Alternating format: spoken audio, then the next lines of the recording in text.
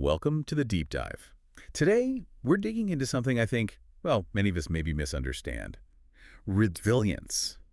Is it just, never feeling down, or is there more to it? Definitely more. So our mission here is to really unpack what resilience means, look at its characteristics, and find some actual ways you can build it up yourself based on the sources you shared. Some good. Okay, let's unpack this. Well, what's really fascinating from these sources is that resilience isn't just about enduring things. Right. It's more about this adaptive flexibility, being able to pivot, maybe innovate, find growth because of the hard stuff, not just despite it. So like using the difficult. Exactly. The material calls it being strong inside, not giving up, trying again, even when life is hard. That phrase, strong inside. Yeah, it's that inner drive, right? To keep going even when you're feeling sad or just plain tired. That inner drive to keep going is powerful, but let's be honest, sometimes that drive just feels gone, empty. Do the sources talk about how you tap into that when you feel like there's nothing left?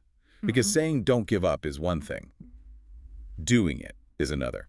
That's such a key question. Resilience isn't about being some kind of superhero who never gets tired. Okay. The sources actually stress it's okay to feel sad, it's okay to feel tired. The trick isn't like brute force.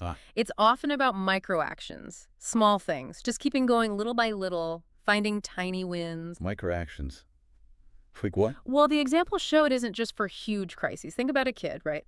Falls off their bike. Yeah, scrapes their knee, cries. Exactly. But then maybe after a minute, they get back up and try again. They're not necessarily being grave in some grand sense. They're just choosing to keep trying. That getting back on idea really hits home. It's not about avoiding the fall, is it? It's the choice after the fall. Precisely. Or, like the student example gets a bad test grade, feels awful, naturally. But they don't just stop there. They would figure out what went wrong, maybe study differently, take it again. They use the failure. Yes.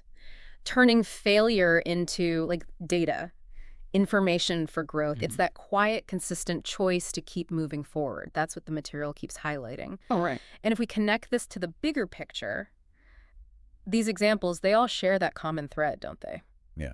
Dealing with setbacks. It's not about avoiding them, but how you respond. It's moving forward after the challenge, like the person who loses their job. All right, that's a big one. They feel worried, sure, but they don't just stop. They start looking, maybe learn new skills. Yeah. Each case shows this refusal to be totally defined or defeated by what happened. It's like bouncing forward. Bouncing forward, I like that. Not just back to where you were. Exactly. So we get what resilience is, kind of. Yeah. But how do you, listening, actually build it? What practical steps do the sources give? Well, the good news is the material breaks it down into really practical, everyday things, habits almost, Okay. like talking to a friend. Simple, right? But it's not just venting. Research suggests it helps you get worries out of your head, get a fresh perspective. Plus, it activates your support system, which actually helps calm your stress response. Okay, that makes sense. What else? Take a deep breath. Sounds almost too simple. Yeah, a big cliche, maybe. Maybe, but physiologically it works. It interrupts that stress cycle just for a moment. Gives your brain a tiny reset, a chance to choose a different reaction. A pause button. Kind of. Yeah. And another big one the sources mention is your internal dialogue, how you talk to yourself. Self-talk. Yeah, saying good things like, I can do it. It's not just wishful thinking. It actually helps reframe how you see the challenge. Changes your perspective. Right. And then there's the most direct advice. Try again. Don't stop. Just keep going. But this raises an important point for everyone listening. How do you keep going when it feels totally impossible? Yeah. The sources are really clear on this nuance. It's okay to feel sad. It's okay to be afraid. Resilience doesn't mean you're suddenly emotionless. So you don't have to pretend you're fine. Not at all. It means you don't let those feelings paralyze you. It means not giving up. It's about that keeping going little by little. Little by little. And maybe the most powerful message from all this material is just a reminder, you are stronger than you think, really.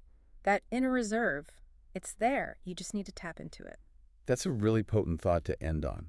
This whole deep dive, it really shows resilience isn't some fixed thing you either have or you don't. No, definitely not. It's like a muscle, right? Something you can actually build day by day, little choices. Absolutely. So maybe as you go about your week, just think about it. Where have you already shown resilience? Even in really small ways. Notice those moments. Chances are you've been using this inner strength more than you even realize. Keep exploring that because it really is yours to grow and use.